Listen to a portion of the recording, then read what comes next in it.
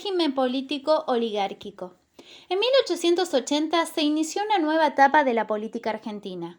En ese año asumió como presidente Julio Argentino Roca y durante su presidencia se inició el orden conservador, llamado así porque un grupo de dirigentes pretendían conservar el poder sin compartirlo con otros sectores sociales. También se lo conoce como régimen político oligárquico, porque el poder político era ejercido por un grupo reducido de personas. La palabra oligarquía es de origen griego y significa gobiernos de pocos.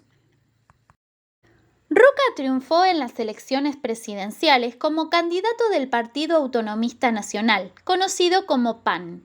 Este partido estaba integrado por políticos que ocupaban los principales cargos nacionales y las gobernaciones provinciales.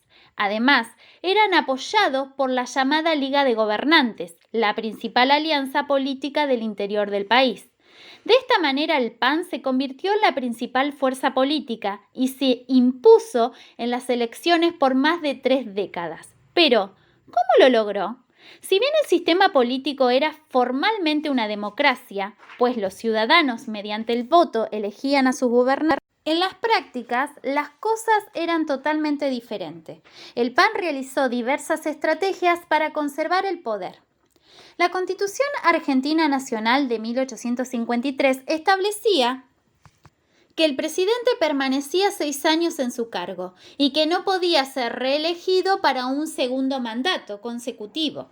Por eso, cuando concluían sus mandatos, tanto el presidente como los gobernantes del PAN trataban de elegir a un sucesor que compartiera sus ideas. Estas estrategias se conoce como el control de la sucesión. Por ejemplo, en 1886, Roca fue sucedido por su concuñado Miguel Juárez Celman.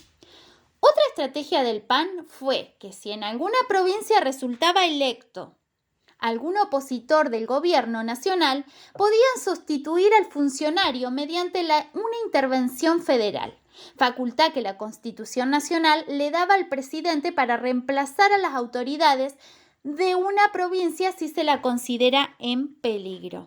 Y los dirigentes las utilizaron para conservar el poder. Además, el PAN manipuló las elecciones mediante el fraude electoral.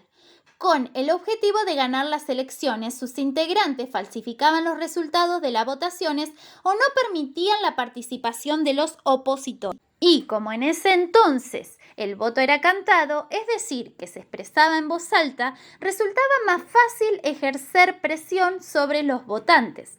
Además, el PAN aplicaba otras estrategias fraudulentas como favores económicos, robo de urnas y alteración en los patrones electorales. Por ejemplo, incluyendo entre los votantes los nombres de personas ya fallecida o una misma persona votaba más de 10 veces seguidas.